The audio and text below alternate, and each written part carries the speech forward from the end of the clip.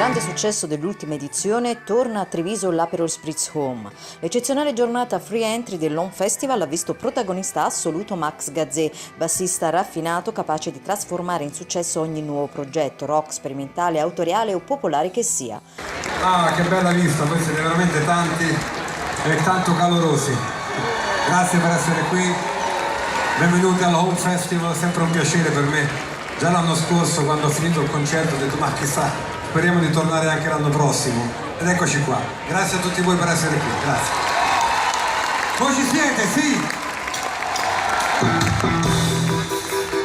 Partner da 7 anni dell'evento musicale, Aperol Spritz ha regalato al pubblico rock di tutta Italia la data zero con l'accesso gratuito al festival, che fino al 3 settembre sarà animato da star internazionali come i Duran Duran, che hanno scelto proprio l'Home come unica tappa italiana del loro tour mondiale.